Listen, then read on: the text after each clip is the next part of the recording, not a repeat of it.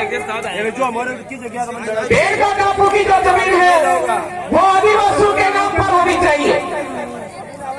लेकिन साथियों, हमको पता होना चाहिए कि जिस दिन से इस देश का नाम भारत नहीं पड़ा था, उस दिन से हम यहाँ रह रहे हैं। भारत नाम तो बाद में पड़ा है। जब देश का नाम ही भारत बाद में पड़ा है तो देश के मूल बीज को जमीन मांगने की जरूरत कैसे पड़ने लग गई, ये सोचने का विषय है मेरे साथियों। यहाँ पर ये जो बेड़का टापू है, आज जहां पर साफ सफाई दिख रही है, ये ढोंग धतूरे लगा करके बैठे हुए लोग हैं। इनके बारे में हमको पता निकालना चाहिए कि यहाँ पर मार्जी भीड़ की जो कदम है वो पहले पड़े हैं या ढोंग धतूरों के। ये ढोंग धतूरों वाले लोग हमारे यहाँ के नहीं है, हम सबको पता है। उसके बावजूद हम लोग डूंगर बरंडा को भूल गए, उसके बावजूद नरुआ नैना को भूल गए, उसके बावजूद हम भाषा चपोटा को भूल गए।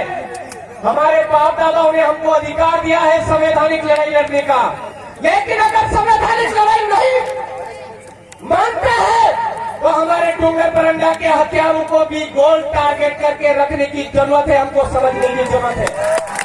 नरुआ नैना के हथियारों को गोल टारगेट करके रखने की जरूरत है। बेड़का की जमीन अपने आप खाली मिलेगी। भाषा चपोटा के हथियारों को भी गोल घेरा बना करके रखने की जरूरत है। आज नरुआ नैना के वंशज है, उन सबको समझने की जरूरत है कि नरुआ नैना के हथियारों के वंशज कितने लोग हैं, उनको गोल घेरा बना करके रखो। बेड़का टापू अपने आप खाली मिलेगा मेरे साथ। पानी खत्म कर दिया हाथ ये हमारा कोई चैलेंज नहीं है, कोई दादागिरी नहीं है। ये हमारे बाप दादाओं की जमीन है, हमारे पुरखों की जमीन है।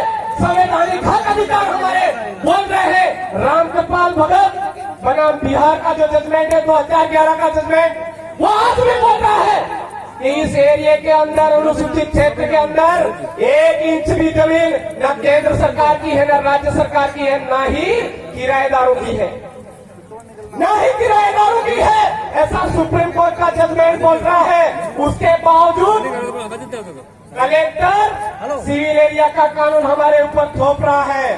शेड्यूल एरिया का कानून बोलता है कि बिना कलेक्टर की पूर्व मंजूरी के कोई भी जमीन इधर उधर नहीं हो सकती है। उसके बावजूद ये ढोंग धतूरे आ कहां से रहे हैं? आर्टिकल 19(5)(6) का उल्लंघन करके आ रहे हैं। ये कलेक्टर को पोथी पन्ने उठा करके देख लेने की जरूरत है। और ऐसे कलेक्टर जो हमारे यहाँ पर पॉलिटिकल एजेंट बनकर के आज काम कर रहे हैं, उन पॉलिटिकल एजेंटों को समझने की जरूरत है मेरे साथियों।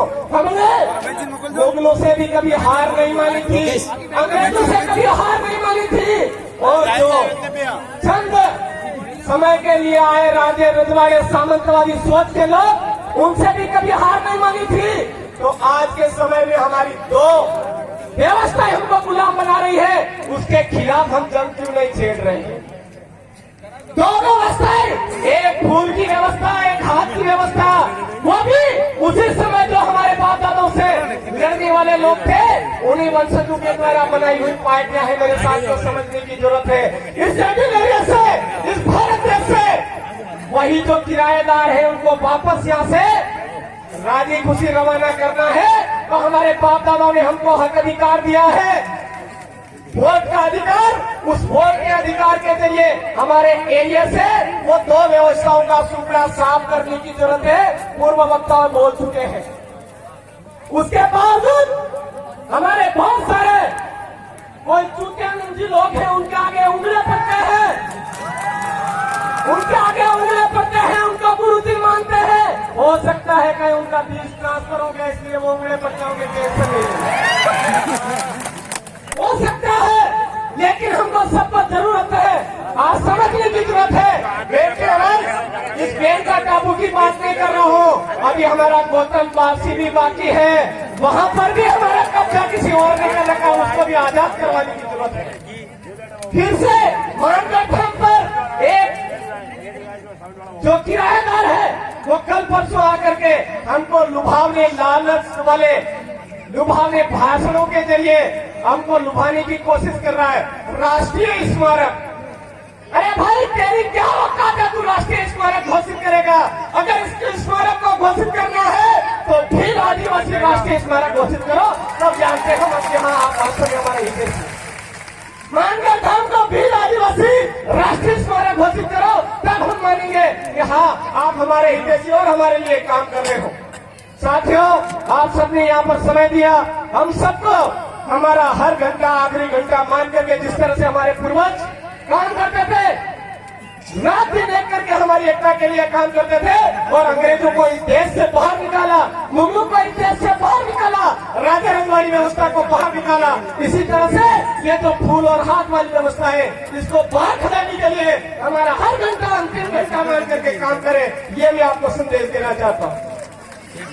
और आने वाले समय में जो यही तरह से मावजी भील ने बोला था, आज वो बना रहे जबरदस्ती ब्राह्मण, लेकिन मावजी भील है ये हम सबको समझने की जरूरत है। उन्होंने बोला था डोली डोली दीवा पड़ेगा, वायरे बात खाएगा, पानी वेसाएगा, बड़का लोग पार उतरेगा, एवं टाइम में कालिया कमारू राज आवेगा। आ गया है राज, हमको गुजरात, महाराष्ट्र, मध्य प्रदेश और राजस्थान मिला करके भील प्रदेश बनाने की जरूरत है। आप सबको पुनः जय जोहर, जय आदिवासी, जय भील प्रदेश, आप सबकी है। बहुत बहुत धन्यवाद।